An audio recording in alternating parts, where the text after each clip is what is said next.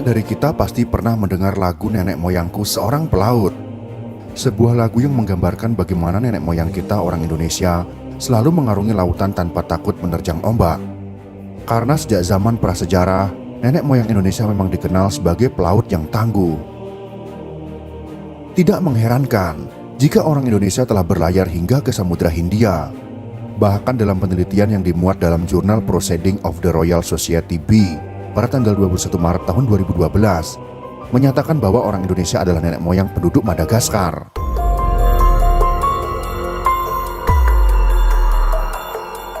Ilmuwan asal Massey University di Selandia Baru, yaitu Murray Cox, melakukan analisis DNA orang Indonesia dan Madagaskar yang disebut dengan Malagasy. Dalam penelitiannya, Cox mengambil sampel DNA dari 2.745 orang Indonesia yang berasal dari 12 kepulauan serta 266 etnik Malagasy, terdiri dari Mikea, Vezo, dan Andriana Merina.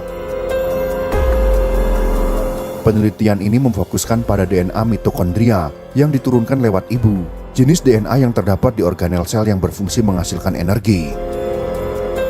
Selain ke Madagaskar, nenek moyang kita telah terkenal tangguh di lautan.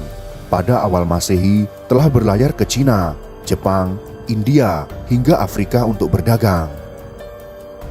Dari perdagangan ini orang Indonesia mendapat berbagai barang seperti logam mulia, perhiasan, kain, wangi-wangian, dan obat-obatan. Barang-barang tersebut ditukar dengan berbagai jenis rempah-rempah yang ada di Indonesia.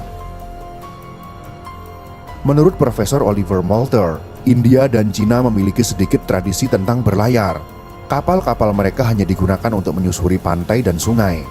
Bahkan dalam hal hubungan perdagangan melalui laut antara Indonesia-Cina, juga antara Cina-India Selatan, serta Persia pada abad ke-5 dan ke-7, terdapat indikasi bahwa bangsa Cina hanya mengenal pengiriman barang oleh bangsa Indonesia.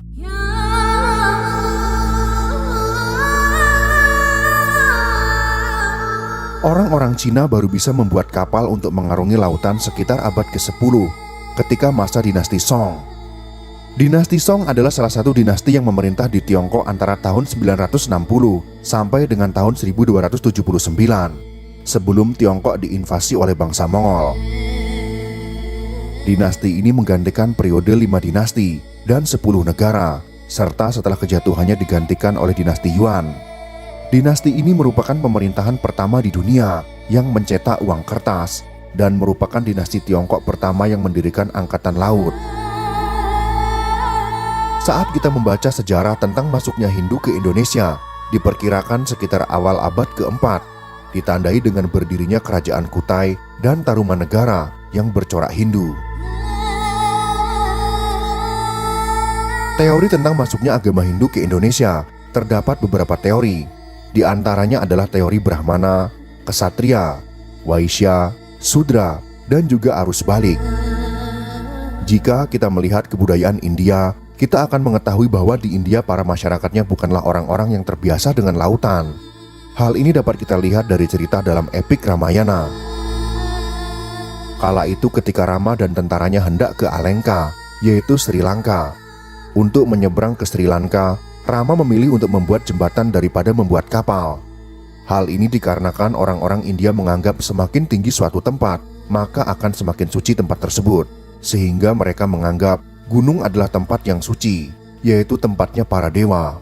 Sedangkan lautan merupakan tempatnya para jin. Dari penjelasan tersebut dapat kita simpulkan, seharusnya orang-orang Indonesia membawa orang-orang India untuk mengarungi lautan hingga sampai di Indonesia. Karena Cina dan India yang mayoritas beragama Hindu dan Buddha belum terbiasa mengarungi lautan.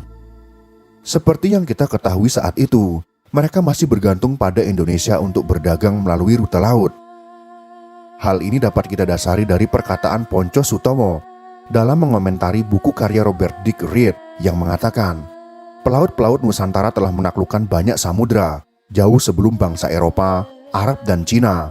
Bahkan pada abad ke-5 dan ke-7, para pedagang Cina bergantung pada pelaut Nusantara. Tidak hanya itu, salah satu teori juga mengatakan bahwa yang membangun jalur sutra versi laut sebenarnya bukanlah orang-orang Cina maupun India, melainkan orang-orang dari Indonesia. Bahkan menurut George F. Haurani, bahwa orang Arab sudah mengarungi lautan-lautan sekitar India sejak sebelum Masehi.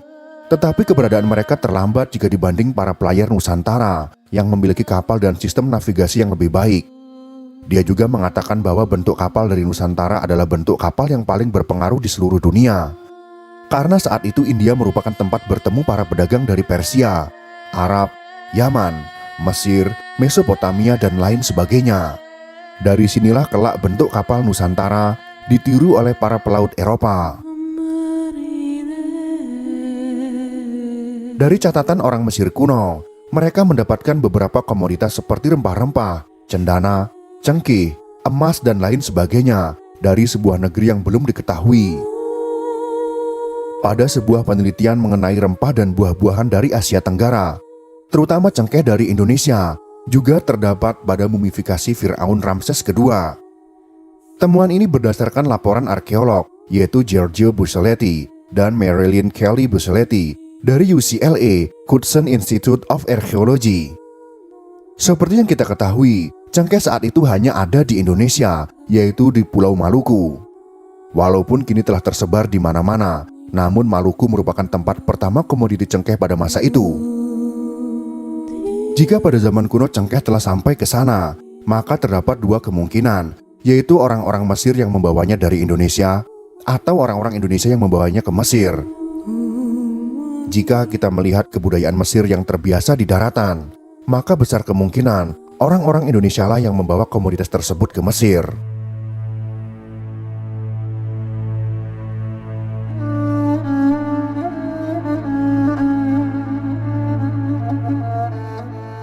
Dalam buku karya Robert Dick Reed, penyebaran orang-orang Nusantara bukan hanya berada di Madagaskar, Afrika, dan Ghana, tetapi telah menyebar ke seluruh dunia. Memang terlihat cukup kontroversial, tetapi Robert Dick Reed bahkan berani menyebut ada kemungkinan bahwa pelayaran orang-orang Indonesia telah sampai di benua Amerika. Hal ini karena salah satu teori menyebutkan bahwa Hawaii adalah Jawa kecil. Hal ini didasari karena postur tubuh orang-orang Hawaii mirip dengan postur tubuh orang-orang Jawa. Mungkin teori ini hanyalah sebagai cocok-cocokan semata. Namun jika kita telusuri biografi seorang pelaut Portugis yang bernama Alfonso de Albuquerque yang saat itu berhasil menaklukkan Malaka, ia pernah menulis surat kepada rajanya bahwa dia telah berhasil menaklukkan Malaka dan telah bertemu dengan pelaut Jawa. Alfonso juga mengatakan saat melihat peta orang-orang Jawa, ia melihat bahwa Portugal telah ada di peta orang-orang Jawa. Selain Portugal, juga terdapat Tanjung Harapan, Cina, Jepang, dan bahkan Brazil pun telah ada di peta tersebut. Dari buku Robert Dick dan surat Alfonso tersebut, membuat kita bertanya-tanya, seberapa jauh nenek moyang kita telah berlayar. Dalam catatan para pelaut Portugis, ketika pertama kali sampai di Tanjung Harapan, mereka melihat orang-orang berkulit coklat yang mengatakan bahwa mereka berasal dari Jawa. Dengan kapal-kapal yang tidak hanya satu buah, orang Jawa telah sampai ke Tanjung Harapan yang merupakan pusat transaksi saat itu. Dan ketika para pelaut Portugis sampai di Indonesia, mereka banyak melihat kapal-kapal yang pernah mereka lihat di Tanjung Harapan. Kapal-kapal orang Jawa saat itu begitu besar dan kuat.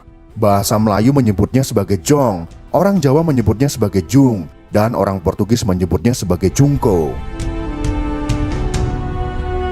Pedagang Italia, yaitu Giovanni da Empoli, dalam surat-suratnya menuliskan bahwa di tanah Jawa, jung tidak berbeda dibanding benteng, karena memiliki 3 dan 4 lapis papan, satu di atas yang lain, yang tidak dapat dirusak dengan artileri.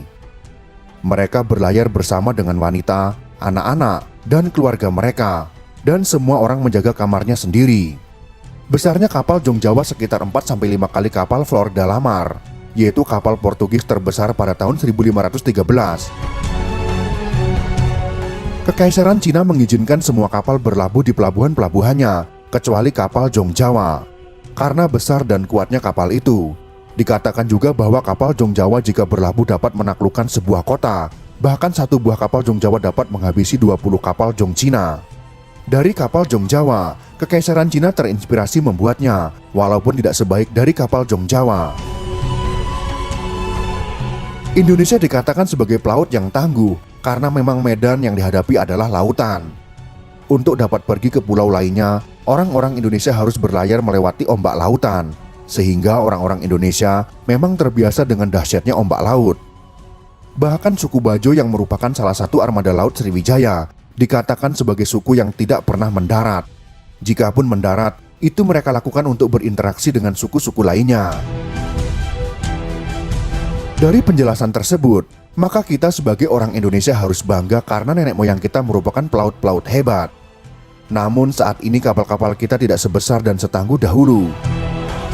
Anthony Reid berpendapat bahwa kegagalan Pati Unus di Malaka membawa pengaruh yang besar bagi hilangnya kapal-kapal besar dari galangan-galangan kapal di pesisir utara Jawa. Bergesernya kekuasaan Mataram ke pedalaman adalah salah satu yang membuat galangan-galangan kapal yang tersebar di pesisir ditinggalkan. Salah satu pukulan terbesar adalah saat penguasa Mataram menghancurkan sendiri kota-kota pesisir yang menyimpan peninggalan-peninggalan galangan. Selain itu, Perintah Amangkurat I pada tahun 1655 yang dicatat oleh Rendra F. Kurniawan sebagai kebijakan represif Mataram yang paling memukul kota-kota pesisir.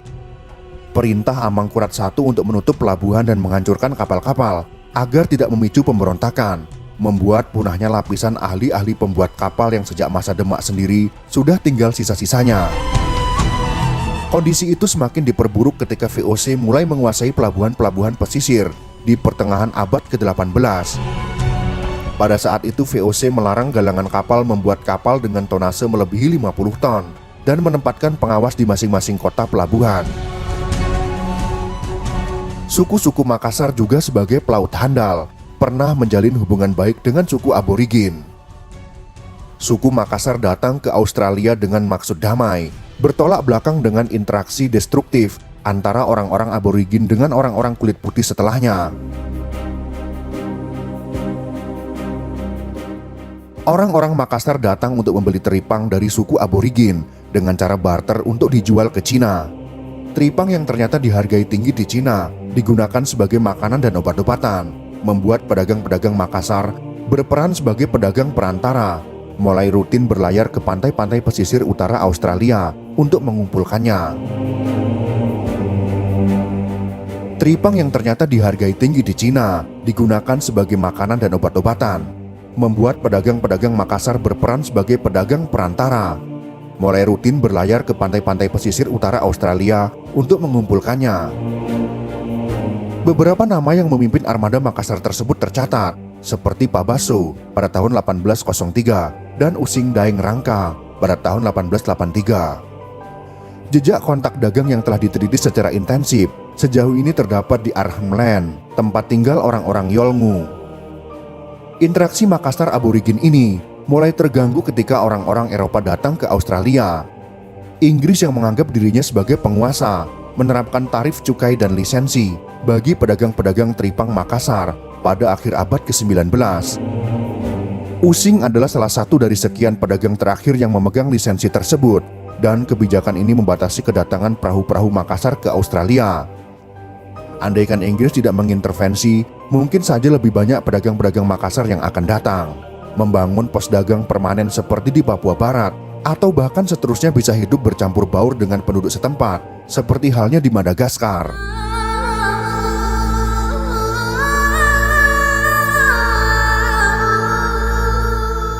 Itulah penjelasan sejarah Nusantara yang disembunyikan tentang nenek moyang kita yang telah menjelajah dunia, bahkan menjalin hubungan baik dengan banyak suku dari berbagai negara. Lagu yang mengatakan bahwa nenek moyang kita seorang pelaut bisa jadi adalah fakta. Walaupun sekarang kejayaan itu hanya tinggal cerita, namun kita harus tetap bangga menjadi bangsa yang merdeka.